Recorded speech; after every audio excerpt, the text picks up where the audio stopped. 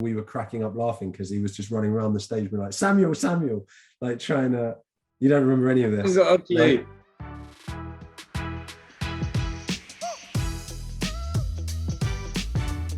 Welcome to the Bible in 1 Year podcast, brought to you by two Brits and a Bible. If you like the idea of a casual but meaningful chat about the Bible, this podcast's for you. Today's day 86, covering 1 Samuel 1, 2, and 3. If you'd like a brief overview of these chapters, they're in the description.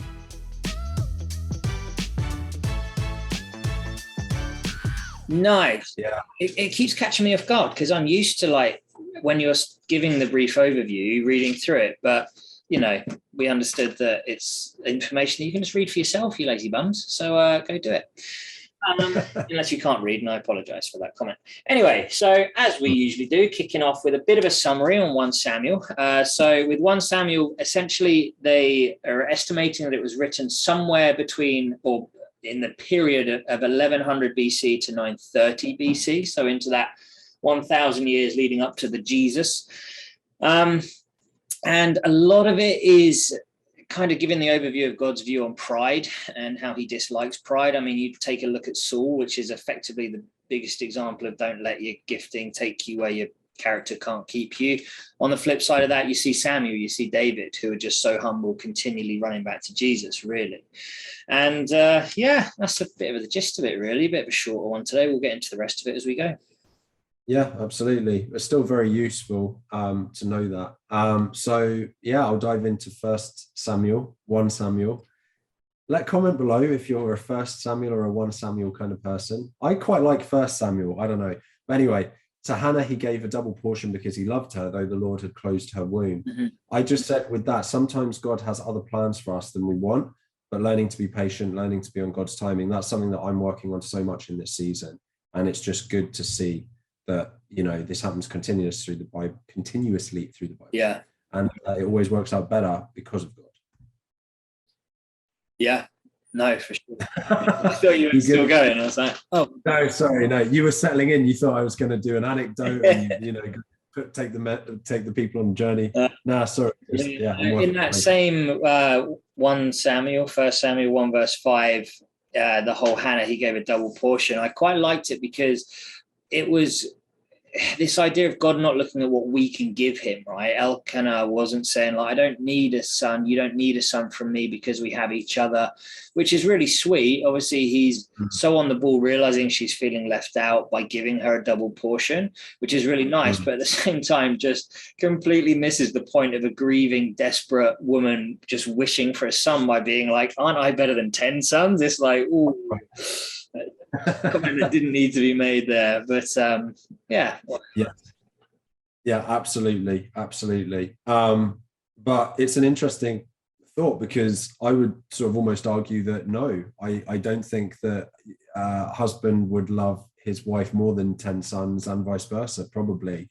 But the only person we should probably love more than our sons and daughters is God alone. Yeah. So yeah, it's an interesting one that I think I misinterpreted that line, so I'm glad you caught that. Because anyway, something terrifying from 1 Samuel 2:9 now. He will guard the feet of his faithful ones, but the wicked shall be cut off in darkness, for not by might shall a man prevail. I just think that that's so brutal, terrifying, convicting. But again, it's just something that I think is a lot of 1 Samuel I felt was very practical for me. There was a lot of good warnings and conviction in here. And that was one of those things. You're not going to do it on your own might. And if you're wicked, you won't be cut much slack.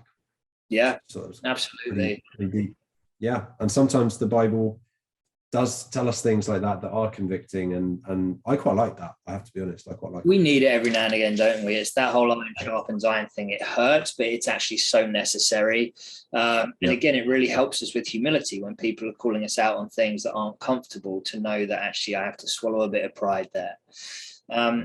I like, sometimes we end up pulling out such similar things. I feel like we're really bouncing off different things, because I had a couple of things back in there from 1 Samuel 1, and it was around the way Hannah was praying in her heart. Her lips were moving, but her voice wasn't heard.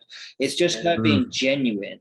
We were just praying before we started this episode about this being to an audience of one. We're doing this. We're not doing this because we want likes. We're not doing it because we want downloads or our own glory. We're doing it, and we're trying to make sure we stay within that, just because we feel called to do this and doing it for God. And it's just Hannah doing that. She didn't care what she looked like to the priest or anything like that. She was just praying out desperately, calling out her heart, yearning out to God. And also then not judging on how other people look as well, because it's so easy to get into that, how someone looks, how they're acting and what that looks like. But actually, it doesn't matter. We just have to be true and be genuine. And then sort of following out the back of that, this heartfelt cry that Hannah was making, then when she got this child, and then 1 Samuel 1:27, I prayed for this child and the Lord has granted me what I asked of him, so now I give him to the Lord. She is true to the vow that she made before God, and God honoring that. We've seen a few examples of honoring vows and shouldn't have honored the vow because God wasn't in it, all that thing. This is such a good example of doing that. Again, in self-sacrifice, right? To have actually given her son away at that point. And I think it says that she was then, she gave birth to more sons out the back of it. But it's so cool. I looked into the distance actually, because again, 2 verse 11, they went back to, different. It was Elkanah went home, but the boy ministered before the Lord under Eli the priest. Just said, sounds like Moses and Joshua sort of relationship. Slightly further on, each year the mother took him a little robe and took it up when she went with her husband to sacrifice. So she's still in his life. That's about a day's journey. She lived about a day's journey away. So it's not like pop round the corner and see little Sammy. It's a day's journey to go and see him and spend time with him. So sorry, being a long old.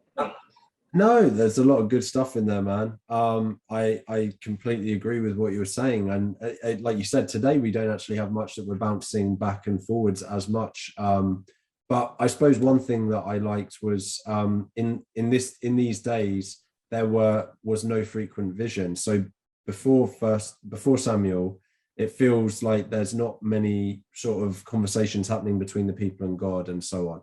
And considering through Exodus, there's these constant conversations, and through Moses and through Joshua and through the judges, the idea that there's this time of not much input from God.